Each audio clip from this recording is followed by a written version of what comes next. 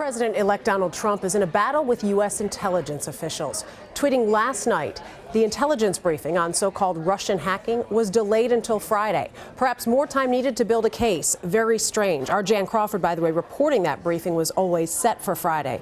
More of Trump's tweets, quoting WikiLeaks founder Julian Assange, is writing, "The Russians did not give him the info." Assange told Fox News yesterday he was certain Russia wasn't behind the hacking. Meanwhile, sources tell CBS News that intelligence briefing Mr. Trump tweeted about was always scheduled for Friday, as I mentioned, and was not put off. CIA Director John Brennan defended U.S. intelligence on PBS. I would suggest to individuals who have not yet seen the report, who have not yet been briefed on it, that they wait and see what it is that the intelligence community is putting forward. CBSN security consultant and former FBI Assistant Director Ron Hosko is in Washington and joins me now. Ron, Missouri Senator Claire McCaskill blasted the president-elect this morning on Twitter, writing, "The intelligence community is the first line in our war against terror. The disrespect shown them by Trump is stunning. They are the best in the world." Your response? Well, Dana, I think that our intelligence community is very good.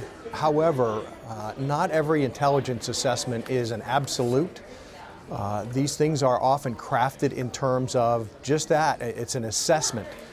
It contains judgments. It may contain supporting information. Often it is the subject of discussion and debate between the intelligence agencies within the community and the Oval Office. So I think that what's being played out here is politics.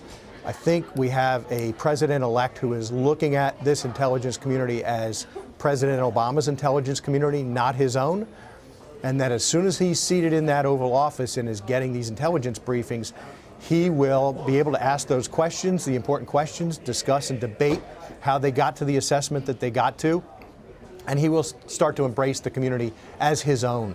You know, you talk about it being politics. It's also being played out very publicly on Twitter. What is that impact, as you say, as he goes forward and has to meet and deal with those officials?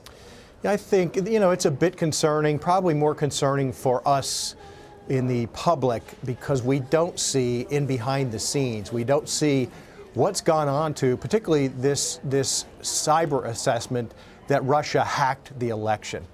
And so we don't get to see all the little bits and pieces that the community pulled together to form their assessment. And that can be a little bit frustrating for us, and it looks like the president-elect is just merely sniping people, doesn't have regard for them. I think those inside the walls can see how politics has played a role. It continues to in the run-up to the election, and now even post-election, where you have these political voices that are pushing against each other. Some would say trying to delegitimize Trump's election, Trump trying to delegitimize things that have gone on in the Obama administration. And I think things will quickly settle down once he's the president of the United States. You know, I watched that interview that CIA Director John Brennan did on PBS, and he talked about how this assessment was looking into the Russian involvement in the alleged hacking. He didn't deny that China has had hacking moments. It was just in this instant, and what we have the president-elect promising new information showing that Russia was not behind the DNC hack. So what do you make of those claims? Yeah, that to me is an outlier. I would be very interested to see how the president-elect may show that. Is this another feint where he says he's going to tell us something that's significant and then he doesn't?